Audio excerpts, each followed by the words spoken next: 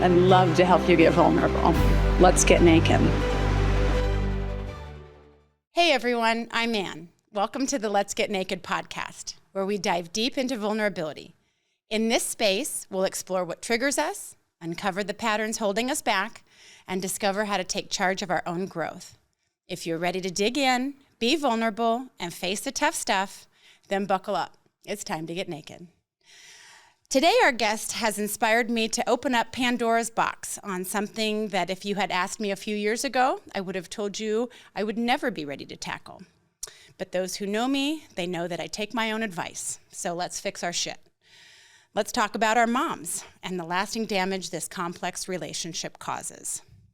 I'm going to warn everybody, this is going to be a tough one for me today, and that's okay. Mother wounds are one of those deep, often unspoken scars that shape who we are without us even realizing it. They don't always look the same for everyone. They don't always come from the textbook abusive or neglectful mothers. Sometimes the wound is created by a mother who is emotionally unavailable, overly critical, or just simply trying to survive herself and unintentionally passes on her pain. It can come from a mother who couldn't see or understand you for who you were because she was too consumed with her own struggles, or from a mother who, in her attempt to protect you, smothered you in such a way that you lost your sense of self. The damage can happen when a mother withholds affection or praise, or maybe she was overly controlling and never let you feel like you could make a decision on your own. It can come from the loss of a mother at an early age. It's subtle in some cases and obvious in others, but regardless of how it manifests, the wound is real and it hurts. Mother wounds don't just affect childhood, they linger. They grow with you. They can show up in how you handle relationships, your own parenting, your self-worth, and your mental and emotional health. For years, you might not even be aware that the reason that you can't seem to set healthy boundaries or why you always feel like you're never enough is because of those deeply ingrained patterns that you unknowingly learned from her. And let's be clear, no one is perfect. Mothers are human, and sometimes they wound us without intent, simply because they were wounded themselves. But just because a mother may have been flawed or struggling doesn't mean we should ignore the effects of those wounds. The impact of mother wounds can range from deep insecurities, fear of abandonment, fear of failure, trust issues, codependency, or the chronic need for validation, to name just a few. The reality is, many of us are walking around with these scars, and yet we don't even acknowledge the source or the depth of the pain. Healing these wounds is absolutely necessary for us to be our healthiest, most authentic selves. You can't move forward in life if you keep carrying the baggage of someone else's hurtful behaviors. You can't keep repeating the same patterns that you didn't even choose. But those patterns were ingrained in you, and until you heal, you're bound to pass them along. Healing these wounds isn't easy. It's often painful. It takes a willingness to confront the feelings we might have buried for years. It takes self-compassion, patience, and sometimes a lot of therapy. It involves learning to mother yourself, to give yourself the love and nurturing you might not have received when you were younger. To heal these wounds is to reclaim your power. It's to free yourself from the belief that you're broken or not enough. It's about not letting someone else's inability to give you what you needed define your entire future. It's about looking at the woman who raised you, acknowledging her limitations and her own wounds, and then finding the courage to let go of the things she wasn't able to give you. It's about learning to be whole, not perfect, and stepping into your own power. Healing your mother wounds is one of the most important things you can do in this lifetime.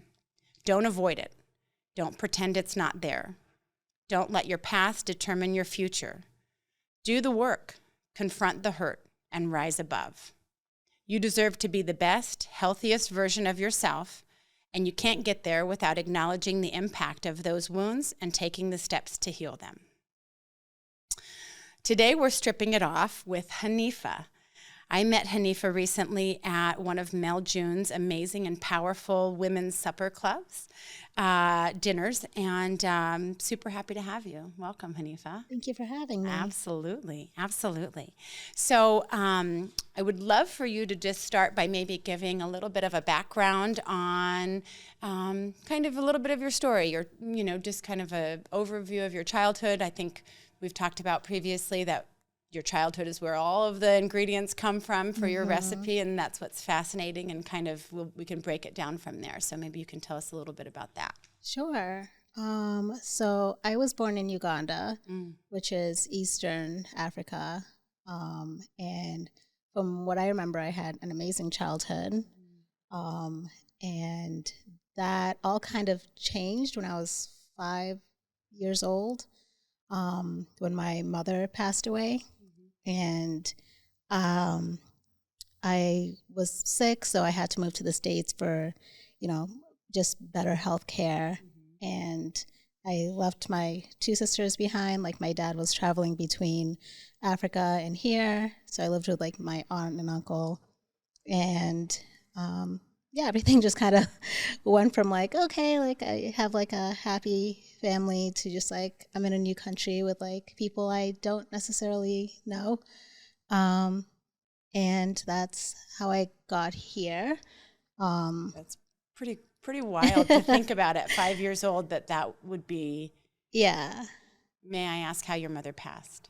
Yeah. So I don't really know the details because my family doesn't really ever talk about it. I have a typical like African family who just kind of are like, they're very professional and just never talk about emotions ever. But from what I know, she had an immune issue that, and she was actually approved for her visa to come here. And she passed away like a month before we were both scheduled to come to the States. So it was it was unexpected. Even though like we knew she was sick, we just weren't expecting her to pass like right before. You have 2 sisters, you said? Yeah, so I have one biological sister, and then I have a stepsister, but my 2 older sisters also passed away when I was younger. So yeah. What? Yeah, so there's been a lot of loss I've gone through in my life. Wow. But yeah, like one of my sisters, like I remember it clearly, even though I was so young. We were at recess and we're just playing like Ring Around the Rosies, and she had asthma, and she fell and had an asthma attack. And like, I don't remember like feeling any emotion about it at the time, just because I was just like, I don't know what happened. Like, one day she's here and one day she's not. And then my other sister just got like really, really sick. I think she had pneumonia. My dad like took her to the hospital like overnight, and like the next morning I was like, oh, where's my sister? And he was like, oh, she passed away. And that was kind of the last time we ever spoke about her. I'm speechless. It takes a lot to make me speechless. How old were you when those occurrences happened? Probably like 3 from what I remember. I was like really, really young. They were older than you. How old were they? They were like a couple school? years older than me, so I was the youngest. Wow. Yeah. Are you still close with your dad? He's in the Very close. He's yeah. in the United States now. Yes. And okay. Yeah, I talk to him every single day. He gets sick of me sometimes. Well, that's okay. Very that's close. Okay. But you have the family that doesn't speak about anything either. Yeah, and I mean, my dad still doesn't really talk about things. He's gone through a lot, and I think I've pushed him to talk about things. So he's improved tremendously. Like, I give him all the credit, but it's still really tough for him. Oh, I can't even imagine. Yeah. The loss of a child I just can't even get my head around that. And then for you to have lost 2 of your sisters and your mom on top of that. Yeah. And then when you came to the States, you lived with an aunt, Yeah. an uncle. Did Yeah. you know them prior to coming here? I didn't think I did, but I guess like I like went to their house for like a sleepover with like my cousins when I was little. So, but when I came here, I didn't know them. Yeah. But it's my dad's brother and his wife. Did your dad stay with them as well, or he was back and forth, and so it was just you that was staying there? Yeah, he stayed for a little bit, but then he, had to travel back home to Uganda to like kind of take care of the rest of the family because he had left my older sister there. And he was just kind of scrambling to figure out like which country to be in. And yeah, there was a lot of back and forth, traveling and like years without seeing him sometimes. Wow. That's incredible to me. Are you close with your sisters still? That's excellent. Yeah. Tell me about kind of your process with that. That's a big life event to unpack. Yeah. I'm assuming you obviously are aware of how that has affected your entire life as a child, as a woman, all of the things. What does that look like to be able to kind of unpack that and heal yourself from that?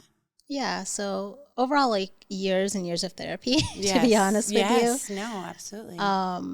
And I've always, like when I was younger, I used to be like a very like lively child. I just like, I got everything I wanted kind of because I was the youngest. But then also like I was very sick. So my parents would just give me everything because they truly didn't know if I would like live long enough. Right. So like, it just like, basically like when I came to the States, I became like very quiet and withdrawn and just like didn't want to bother anyone with anything. And like, I didn't know it for probably like 2 decades that was just like the trauma of everything I had gone through in such a short period of time. So I just kind of like kept to myself a lot, really quiet. Until I think it was my elementary school teacher who was like, she should probably like see someone. Like she seems like she's a good kid, but she's very, very quiet. And that's when I started therapy, and I was just like, oh, this is just someone who comes, and talks to me about my feelings. Like it's no big deal. Sure. Yeah. So as I got older, I just saw like patterns in like my relationships that showed up that I was like, maybe I should address that and like maybe dig into why I feel the way I feel and why I'm sad. I was just kind of like, this is who I am. Like, it's fine. But it was all just like me packing down my emotions over the years. Yeah. Yeah. Did you have a point where you came to where it was like, for me, I did the same thing, right? I pushed everything down. It's fine. I'm fine. Everything's fine until it wasn't, Did you have something similar where you kind of realized like, I really need to deal with this? Or was it just kind of more of an ongoing process for you? Yeah, it was probably like junior year of college where I was just like really stressed out about school. Just like my relationship with my father wasn't the best at that time, just because I was frustrated that he wouldn't talk about anything ever. And I just became like really depressed and anxious, and like it took me like self-admitting myself to like a mental hospital. Yeah. It wasn't for a long period of time, only like a week. Sure. But then, that's when they were like, oh, you might be like depressed, and offered medications. I'm not a medicine person, so I was like, no, I just need to like really dig into this through therapy. Yeah. Is that when you really started doing therapy kind of more heavily and unpacking that? Yeah, definitely. Just because it was like a few like dark years where I was just like really, really depressed and like borderline suicidal. Yeah. And I just couldn't figure out why. Who was your support during that time? Or did you feel like you were by yourself, right? If you have family that doesn't want to talk about things, right? I think about that with any topic when you have families that aren't really interested in being the warriors of like, let's unpack the emotions, let's unpack things. You kind of feel like you're on an island by yourself, which is also isolating and scary. Right. Who was there for you during that time, or what do you remember as far as your tools that you used?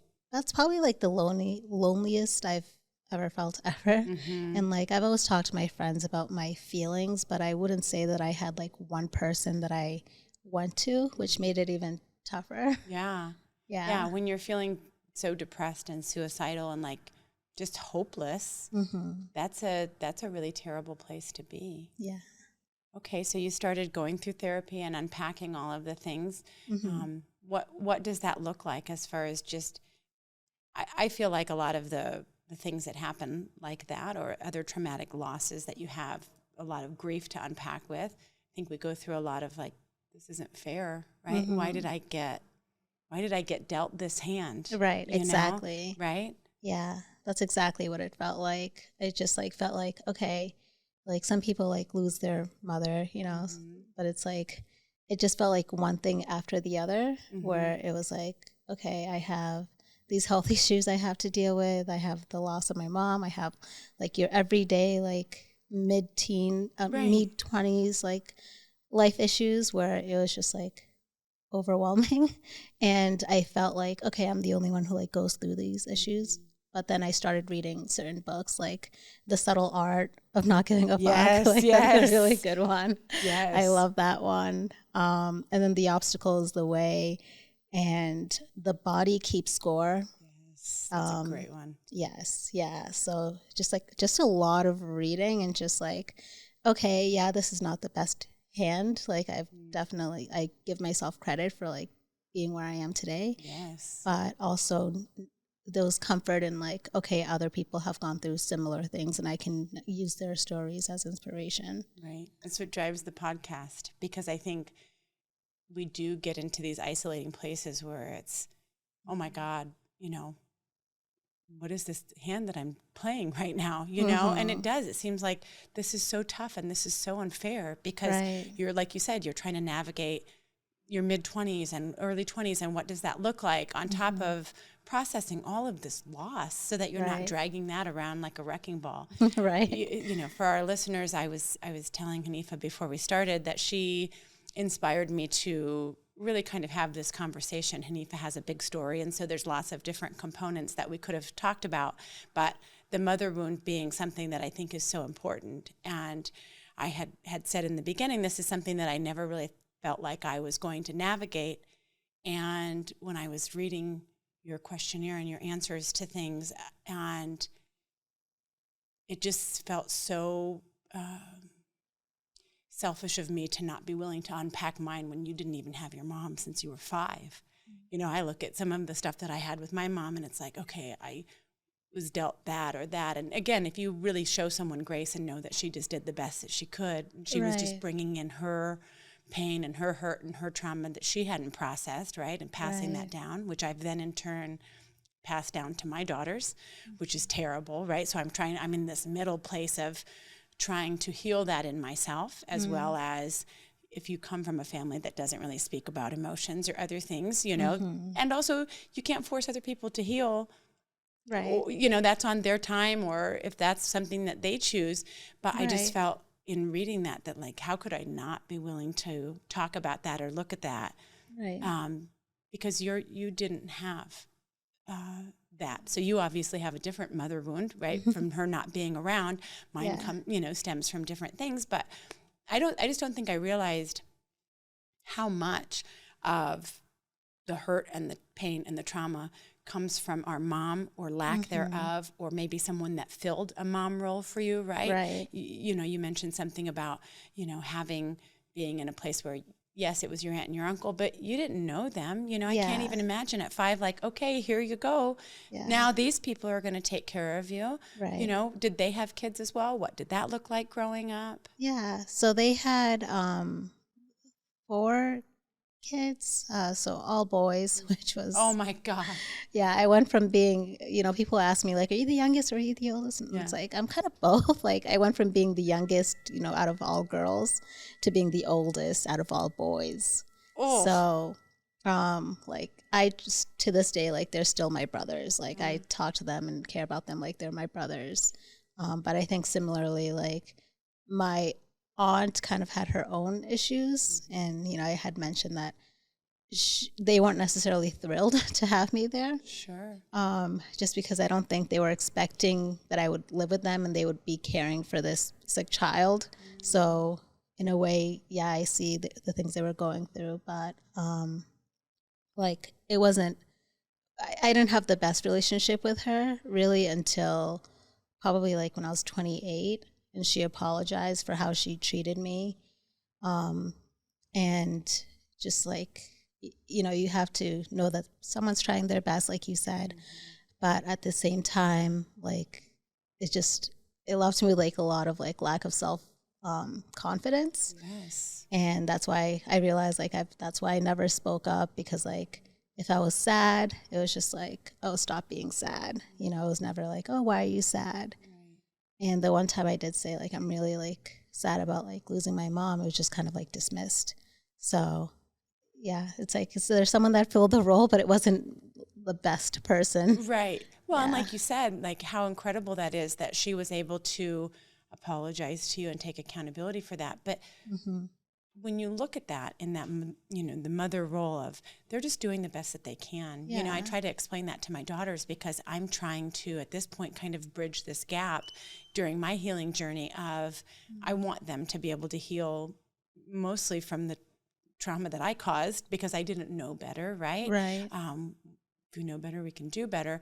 But being able to just show my mom grace, right, to her and in myself, in just my dealings and my thoughts and how I'm processing anything that she kind of brought to the table, just being able to show her grace that she was just doing the best that she could, is pretty powerful stuff. And so for your aunt to be able to apologize to you, that has to be a huge feeling of awesomeness to be able to just have that. Yeah, it was, but it was still like, you can go through all these things, but to like treat a child that way, you still have to kind of give yourself grace, and you can understand, but also like your points are still valid too. No doubt. It doesn't take away the pain that happened during that time, right? It doesn't like, oh, okay, now we're just going to brush this under the rug because you apologized. It's still all there. Right. Tell me about your healing journey in general, just for kind of where you are in that. I think for those of us kind of on this path of being willing to unpack and look at the things that are not great. I look at some of the stuff and now I'm getting more intimately familiar with where did that come from? Why do I feel that way? For me, I'm a very visual person and I really want to know, why do I feel that way? And I had some really big struggles with trying to figure out some of the validation things that I felt like I needed, and when I was a child, I didn't get praise for things. I didn't have my parents tell me that they were proud of me. And I have gone back since in more recent years, just in the last couple of years, and just had that conversation about, do you guys remember telling me that you were proud of me? And my mom said to me, no, we didn't, because we didn't want to give you a big head. And I'm thinking, that's terrible.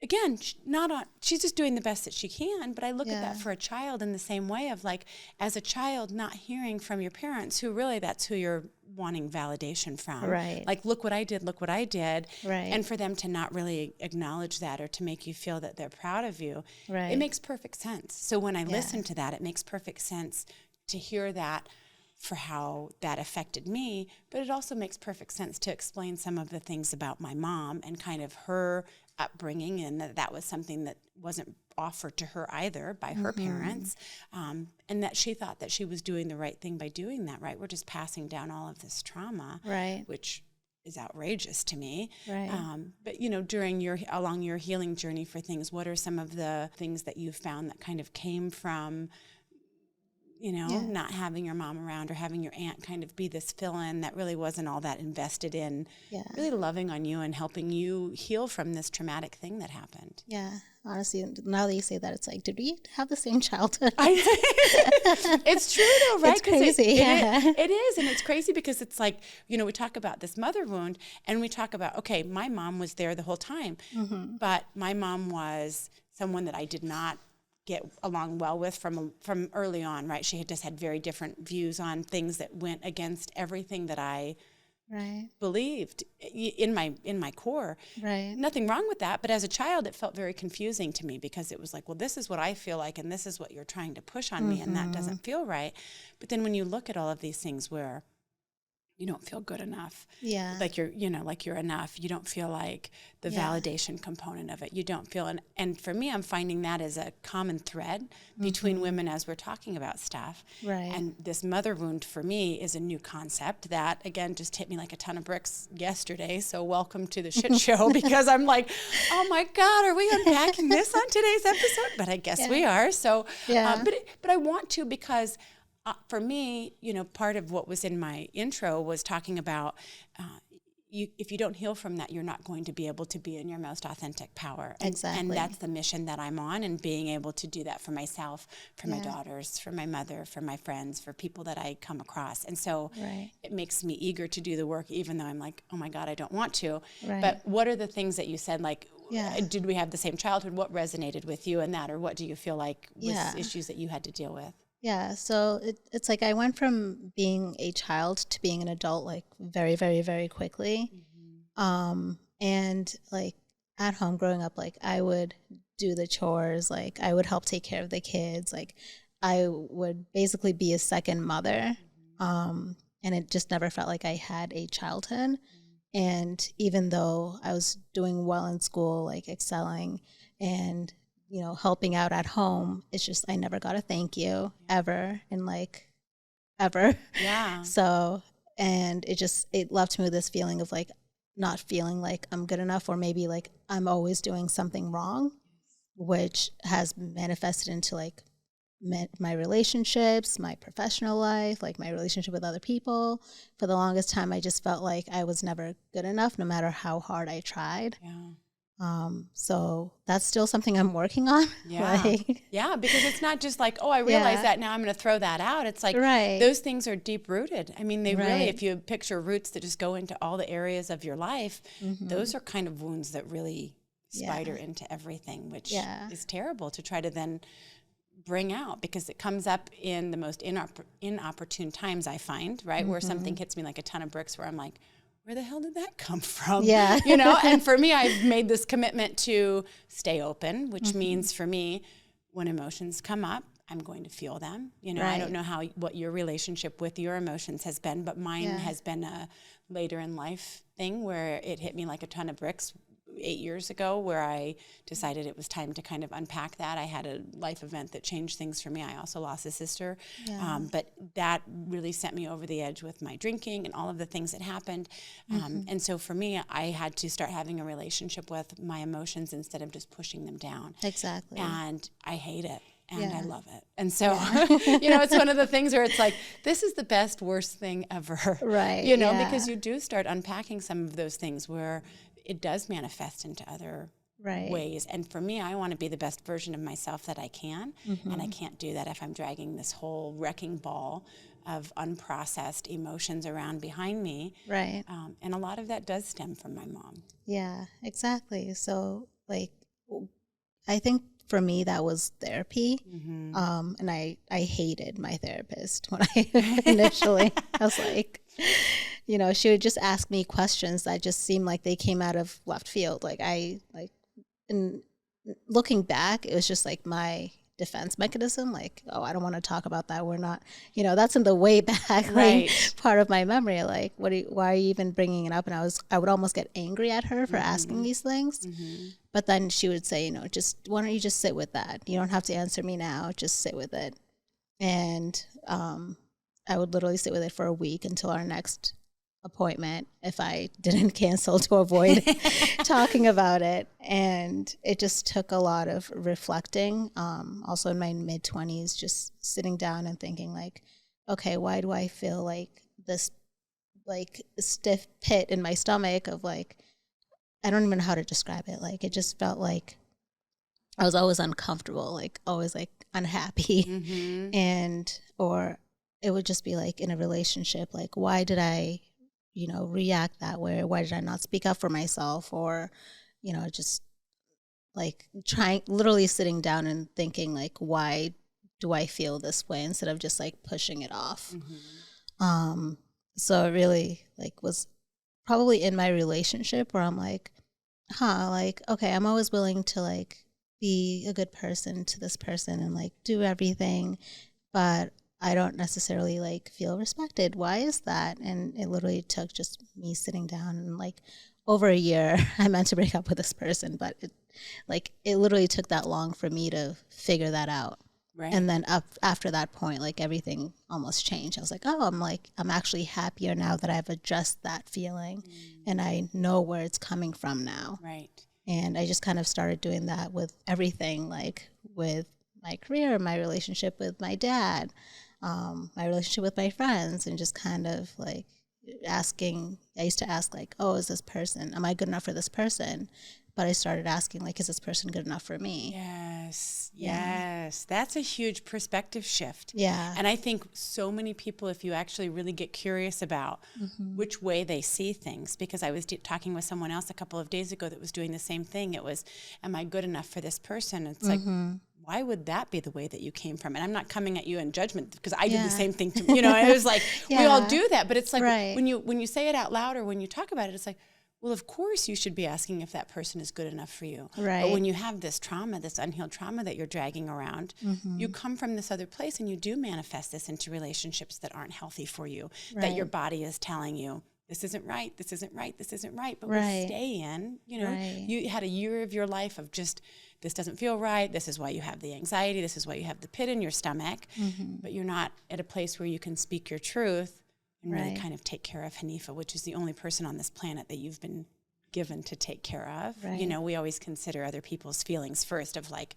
well, I don't want to do this, I don't want to do that. And instead we disappoint ourselves. And to me, I understand the other side of that coin now. And I just want to tell everybody, like, no, we're not supposed to do this people pleasing, like staying in something that doesn't feel right. Sit with it. Listen to your body. You know, we've gotten so far away from sitting with it. When you say that, I'm so proud of you for doing that work because sitting with it is not comfortable. No, right? It's not. It's not. It's like, again, the worst, best thing that you could possibly do. But when you realize that the awesome sauce lives on the other side of doing that work, for me, it's like, all right, now we're talking about my mom today, you know? And I dive into it because I don't want those things that hold me back because I wasn't willing to do the work. Now I understand what the work is. Now I understand that when my body speaks, I listen, right? I can hear it at a whisper now. I don't have to sit with it to see what it's trying to tell me. I know instantly what it's trying to tell me. And I react because I know that, like you said, when you were able to speak your truth, when you were able to change that perspective, when you were able to say, not is this person, or am I good enough for this person, but is this person good enough for me, and make your decisions accordingly, how much better you feel in your body, right? Like, didn't that open everything up for you as far as that's concerned? 100%, yeah. And it almost like felt like I was going back to like that little girl I used to be before everything happened. Yeah. So it was the best thing ever. I'm so happy you said that because I feel the exact same, right? I have some stuff that happened in my life that I call it like the innocence of Anne, right? You lost your innocence when you started losing sisters and your mom. And like, that's, to me, that's an early age to lose your innocence. But when you can go back to that from this age and like, heal some of that damage, heal some of that, be there for that 3 or 5-year-old Hanifa that really had such a huge loss that left a gaping hole in your life. Right. But when you're able to heal that and go forward with your work, I think that's powerful stuff, you know, and for people to realize you're sitting here saying like, I was not happy, obviously, before I was able to make that perspective shift, but I was able to do that. And yes, it was work, but now I feel more in tune with myself and I don't have all of these things that kind of go into that. Yeah. The other thing that I hear you say is, you know, when you did that first thing, it makes the second thing easier and the next thing easier, right? Because then you have some data points. I call those data points where you're like, okay, I did that and I feel so much better. You don't have to necessarily listen to that brain that's telling you like you're not enough or is right. That's not a good tool when we let our minds get completely out of control. And I believe that the majority of people have let their minds run amok. No judging, because I was in the same place where it was like, why can I not get this thing to shut up? Where it would tell me, you're not good enough. You're all of those nasty, horrible things. It's like, why would I do that? You wouldn't allow someone else to talk to you that way. Exactly. Right. So why in the world would you let that girl live rent-free in your head? Yeah. And I think something that really helped me was a quote that's like, you know, would you talk to a friend the way you talk to yourself? And that really just changed everything for me because, you know, I I would make like a minor mistake and be like, oh my God, you're so dumb. And like, blah, blah, blah. But it's like, I would never say that to one of my best friends. I would be like, you tried your best, you know, and I began talking to myself like that. And I felt like a crazy person. See, but I'm so glad you said that, because I'm the same way. I was like, I literally feel like a lunatic, because I'm like, it's okay, Anne, that was okay. But we're the hardest people on ourselves. And when you can actually change the narrative of how you speak to yourself, because words have weight. Right? Thoughts have weight. Right. And so if you're constantly doing that to yourself, instead of saying, you've got this, we can get through this, you know, speaking positive to yourself and showing yourself grace for all of the different things that you've made it through, it's a powerful shift. It is. Yeah. Yes. It makes me want to scream it from the rooftops, because I want other people to know you can have the other side of that. Right. You know, and it does take work and figuring out, sitting with things. You know, we're in a society now of so much numbing. We have all of these things that we can numb with and not be present with our feelings and our emotions. Right. Where it just turns us kind of into zombies a little bit, where it's, you know, you're in this rinse, lather, repeat cycle of just not being good to yourself mentally, not taking care of yourself, but just kind of gritting through everything. And I'm here to tell everyone, it doesn't have to be like that, you know? It doesn't. And I think the biggest thing now is social media, right? It's just like, it's so easy to distract and just like scroll for hours. And I used to meditate a ton. I say I don't have time for it, but I have to make time. Yes. I understand. It's a struggle. Yeah. But I follow this guy, and I bought his book. I can't remember the title, but he was like, so you're scrolling, he's like, hey, like, why don't you just take a moment? And he literally forces you to meditate for 3 minutes or however long the clip is. And just sit with it. Yeah. It's powerful. What other tools do you feel like you've used or that have been impactful for you, kind of as you've started doing this? You know, you get to the point of, is that person good enough for me? And that feels good. You throw up a data point for that. What are some of the other things that you were able to kind of say, oh, that doesn't make sense for me, I'm throwing that out? Yeah. So basically having the hard discussions, like having the difficult conversation with my dad. Like I remember one day I was just like sitting there and I was just like so mad. And I was like, why doesn't he ever talk about it? Like, this was like his wife and, you know, these were his daughters and like, I'm upset about it. Why isn't he? Right. So I literally just called him and it was almost like a confrontation of like, you know, do you realize what impact this has had on our lives? And I remember it like it was yesterday and he just like broke down in tears and he's like, you know, that was the love of my life. He's like remarried, but he's like, I'll never love anyone as much as I loved your mother. She was my soulmate. She was always there for me. Like, you remind me so much of her. And she was just like very patient and loving. And like, and your sisters, like, you can't, you know, heal from losing your children. You just can't. And I'm like, I understand that. And he's like, I have to be the mother and the father. I have to provide. I have to be the strong person. That's why I never talked about it. And that just opened up like this gate of communication between him and I. And I was always waiting for him to have that conversation. My therapist is like, you know, you might have to be the one to have that. But I was upset because I was like, I'm the child. Like, why should I have that conversation? Right. Why should I have to initiate that? Right. Exactly. But looking back, you're so happy that you did. Oh, absolutely. Yeah. I think that's a really huge lesson is being willing to have the hard conversations, because if you have expectations that someone else is going to do that, you're just wasting your life away. Exactly. Just waiting for something to happen that he's probably would have gone his whole entire life without doing that, because he thought he was doing the right thing by not talking about it, by not bringing it up. Right. And him having that extra layer of, that's really hard for him because you remind him of your mom. Yeah. That's a huge thing. But also when you can understand that, that gives you a whole different perspective where you can say like, I hadn't thought about that before. Yeah, it really like allowed me to reflect. Like I remember one time I was just like playing around with a wig I found and I put it on and I was like, Daddy, look.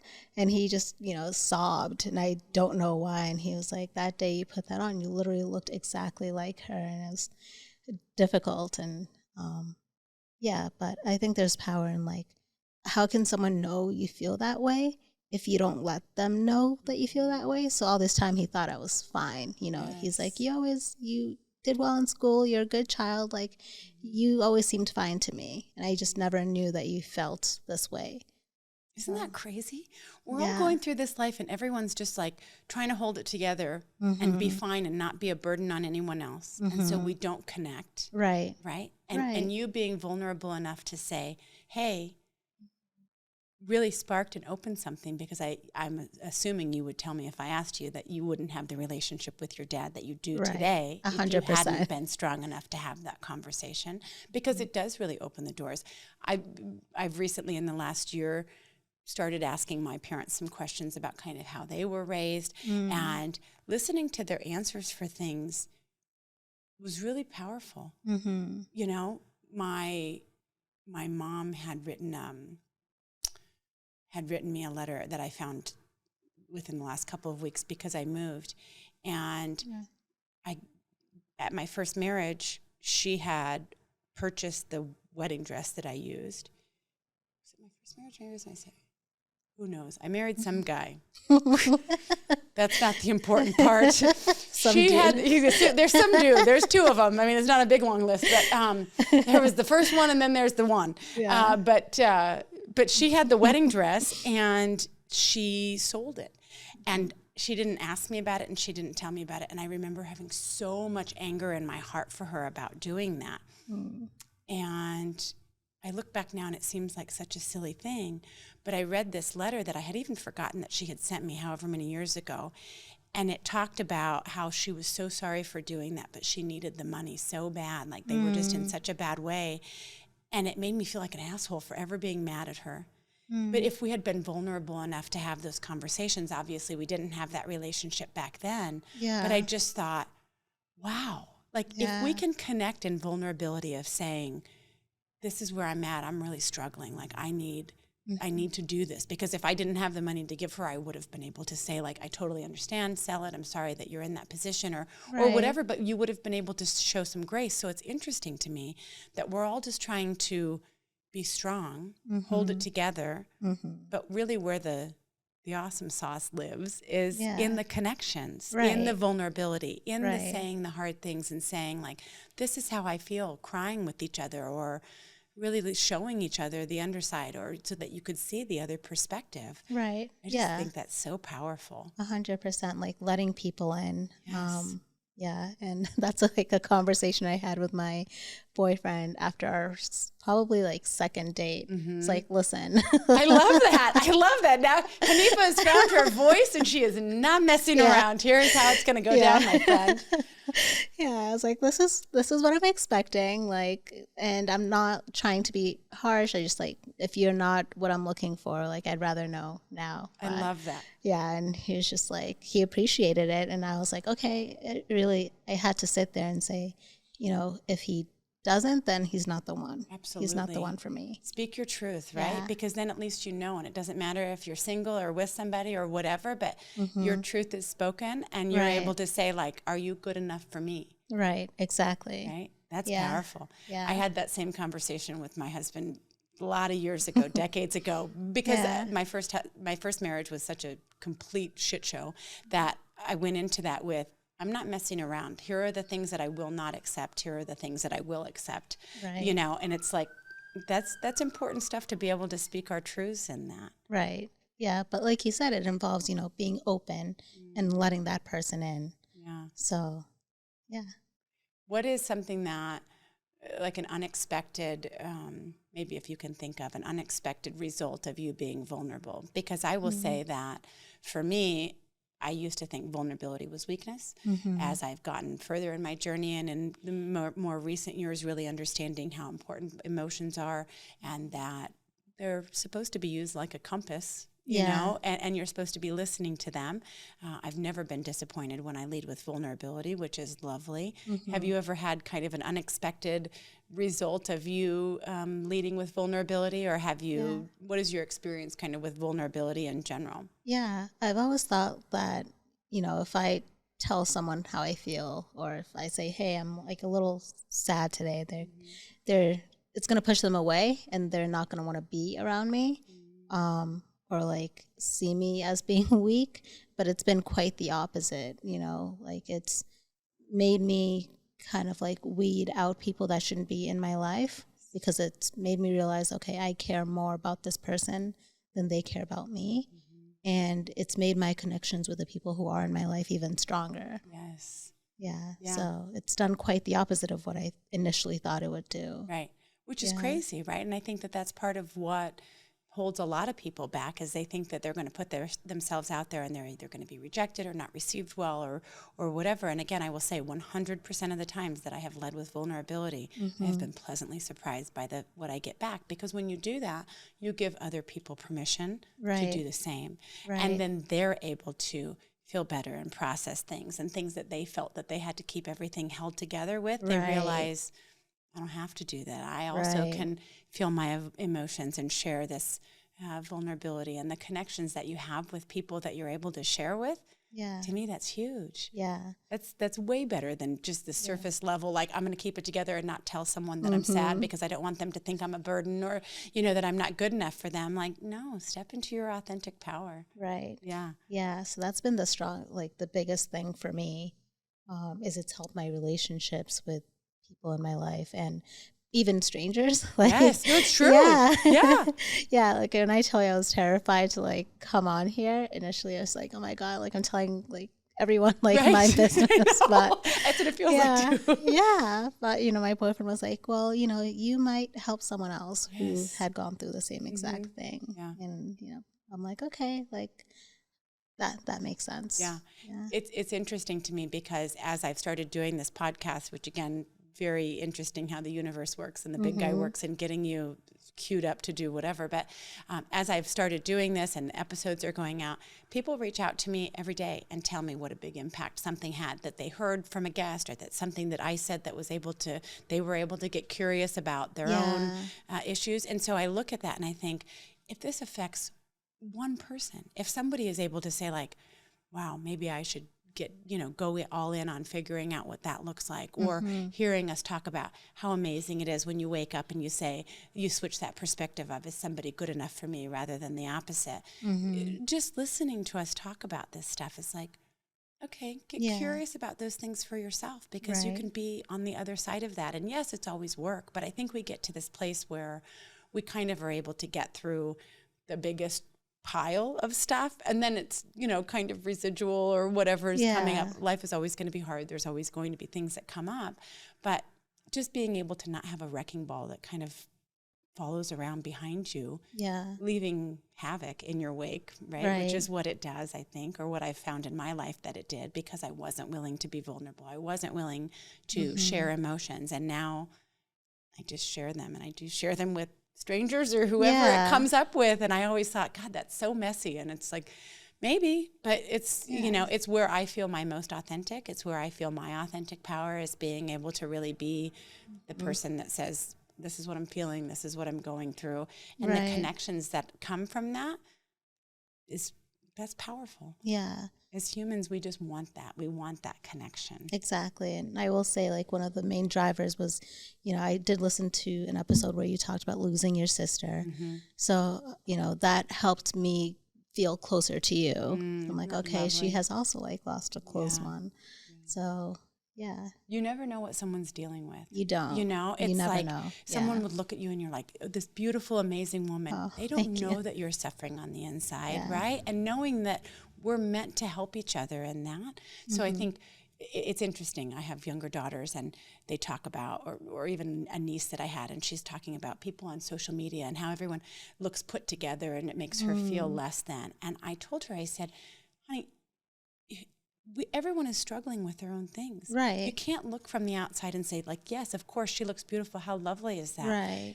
You look at somebody and you realize some of the pieces of their story, if they're willing to share those, and all of the suffering that goes into that, makes you totally see that person with a different lens, instead of seeing like, oh, look at her amazing life because she's beautiful as she's posting things. Like, no, we're all in the trenches dealing with garbage, right? And no one's going to post about like a bad day or things that they've gone like.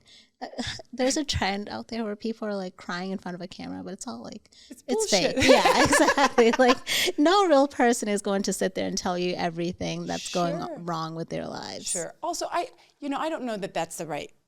I don't want to judge anybody, but connecting in person and being able to have that conversation of things, or being able to listen to other people being vulnerable, I think is super important. Right. I have a niece who cries in front of the mirror, and when you said that, that's what it made me think about, because I also cried in front of the mirror when I was younger, probably just because I wanted to see myself cry in front of the mirror. I feel like we all have, honestly. I've done that. I know, and then I realized, you're a horrible crier, stop doing that. Maybe that's why I didn't do that all those years. Yeah. That's awesome. Yeah. Tell me more about Hanifa. Tell me about what you do in life. I know that you can tell our listeners, but I know that you're in the finance space. Yeah. Tell me about kind of what drives you to do that, and what you do in that space. Yeah, so I'm a financial planner, and one of the things that drove me to do that was really my relationship with my father. Like when we first moved here, he owned like a few businesses in Uganda, but he didn't really know a lot about American businesses. So I remember college. College was a lot. It threw a lot at you. It was a lot, yeah. But I had a 1999 Corolla that just like shit the bed. Like it just wasn't working anymore. We had replaced everything. And one day, like I was in class and he calls me and he was like, "Oh, like come outside." I'm like, "I'm in class. Like, what do you mean come outside?" Right. And he's like, "I have a surprise for you." And he had gotten me a car, but it was a loan for a car in my name that I did not ask for, with a 15% interest rate. What a gift. Yeah. Yeah. Thanks, Dad. Yeah. And I believe that, he was doing his best. Like he didn't know any better, and he really thought he was helping by getting me this. But then, as I got older, I was like, okay, this car's underwater. I was like on Google, like trying to figure out like what does underwater mean? Because I tried to trade it in, and like that's what I was told. So I really had to like figure everything out on my own and figure out how to turn this car like from being underwater, and how to reduce this 15% interest rate, and just learn about finance on my own, and like student loans.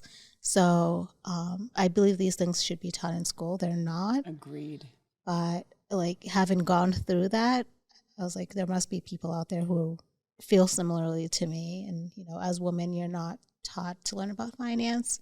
So that was really my biggest influence into the financial planning world.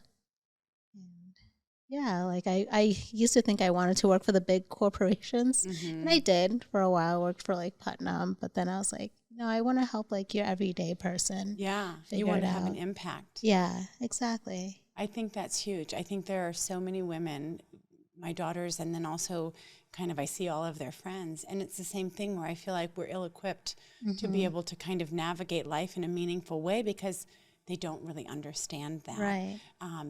What do you know of, maybe, and we can put it up on the show notes after, but maybe resources for young women, like, yes, financial planning, but then like what you were talking about with education, we don't have that in schools.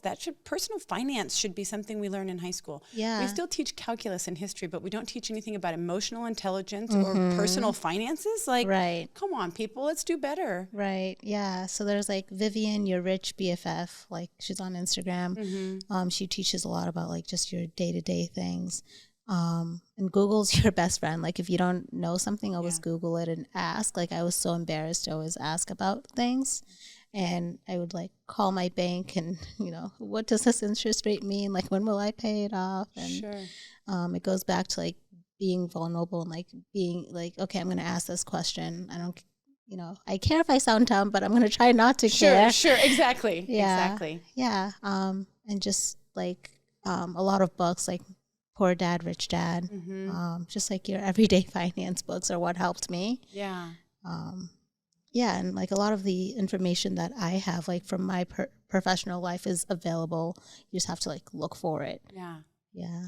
No, that's powerful, and I think for our young people, really understanding that your relationship with money is going to dictate how you do life, right? So if you are in debt, get in debt, stay in debt your whole life, know that you're it's like the game life that we played when we were kids. It's like, are you going to go to college and set yourself up for success? Not necessarily that college has to be that path, but definitely a healthy relationship with money, I think, is really important, because I see people that are in much later in life and they've lived the entire thing in debt, and it just feels like a noose around your neck, And so to be able to really have the knowledge and be knowledgeable, be willing to ask the questions that maybe, take some vulnerability to ask a dumb question so that you can come from this place of knowledge and making good choices instead of just, well, whatever anybody will give me. I think it kind of goes back to that same perspective of, is something good enough for you, or are you good enough for somebody else, and being able to switch that. Yeah, and also being open with yourself. Like, finance is very, very personal. Yes. Like, our spending habits are personal. So just like being open with like, okay, like, I am not where I need to be right now. Like, I had to do that just because I noticed that I was bearing a lot of my emotions with just like shopping. Yes, like we're really good at numbing with shopping. Yeah, exactly. I would have a bad day and I would just like go to Sephora and pick up a new mascara and it'd be fine. Sure, everything's fine. Push it down. Yeah. So there was a lot of like internal like therapy for that too, which like I didn't think there would be, but I was just like, oh, it's just numbers. But it's like, no, like every time I'm sad, I like buy something and I feel happy again. Yeah. So just like being open with yourself. Right. The self-awareness component of that, and really being able to look at that with a open eye of, okay, why am I doing this? What does this feel like? I hammer on this podcast about just getting curious about things. So when people are doing things where, if you feel like it's making you numb, if you feel like it's helping you not feel something, open your eyes to that. Get curious about why we're doing that. Shopping is one of the big ones as far as numbing is concerned. And I know lots of people that did it, and I went through a whole phase of that also. And I can feel myself like sliding back into numbing all the time, right? Like, obviously my biggest problem was with alcohol, but I can feel myself doing it with all sorts of other things. I can feel myself when I'm numbing with TV. I can feel myself when I'm numbing with scrolling. And sometimes I say, I'm going to numb. This is what I want to do, right? But being aware of it and being intentional with it, I think is super important. I think we don't want to be these zombies that are just going through making horrible life choices one after another, and then wondering why we feel like shit and we have these terrible pits in the gut, in our stomach and all of this anxiety. I mean, you look around, everybody is anxious, everyone is depressed, everyone is whatever.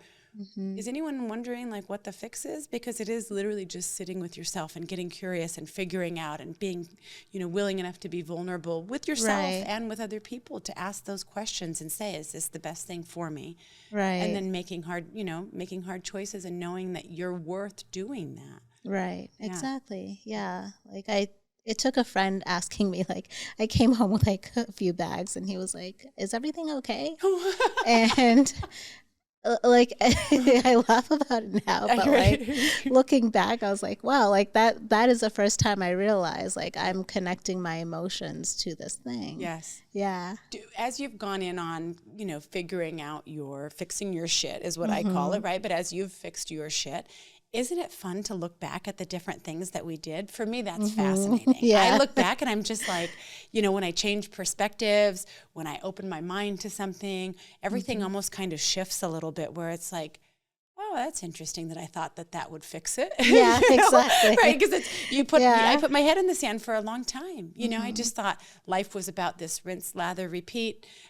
Just get up and have this mediocre day over and over again. And some days I was sad and some days I was happy and whatever that looked like. And when you realize, God, there's a whole nother way to do it. There's a whole nother way to do it. Right. And it can be with so much joy and peace and just not feeling like you're fighting and swimming upstream all the time. I feel like that's what it feels like. Yeah. But you have to be willing to. Yeah, right? Yeah. Swimming upstream. Yeah. Instead of just really being able to be willing to do the hard things, have those hard conversations so that it's easier later. Right.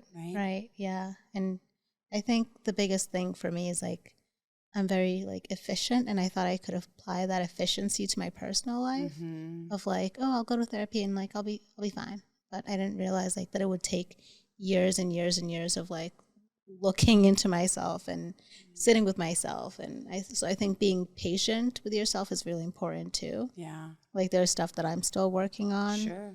But it took like a really, really long time to get to where I am now. Like, And yeah, like I'm really proud of the progress I've made for Yeah. sure, but it definitely took doing the work for years. Do you feel like as you've gone that it's picked up steam? Like for me, I feel like as I'm learning these tools, Yeah. I'm better at processing things as they come up. Maybe something that at the beginning when I started doing the work took a couple of weeks to sit with and chew on and whatever. Now I have it down to sometimes a matter of minutes where I'm like, okay, I can see this pattern happening. Let's stop this, or let's put an end to this, or whatever it is. Yeah. And to me, I think that feels really powerful. It does, These are muscles that you use them. And the more that you use them, the better that you are with them. Yeah. Right. So there's hope out there to our listeners who are There interested in is, starting yes. to, do the work and dive into all of that Yes, stuff. yes, 100%. Like now, like if, for example, my father brings up something, or brushes something off, like I kind of respond like that because I know the impact of waiting years to say what's on my mind. Yeah. And it might cause a little bit of friction in the moment, but it's better, and I'm able to have those conversations a lot quicker with him too. Yeah.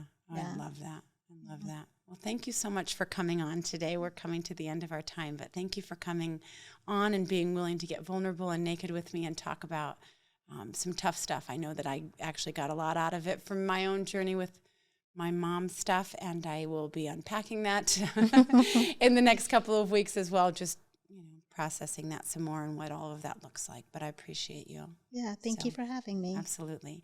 So for our listeners at home, please make sure to do all the things: rate, review, share. If you have questions, comments, our email address is ladies@letsgetnakedpodcast.com. And that's our time for today. That's a wrap.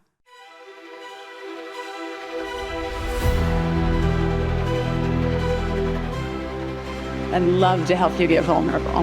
Let's get naked.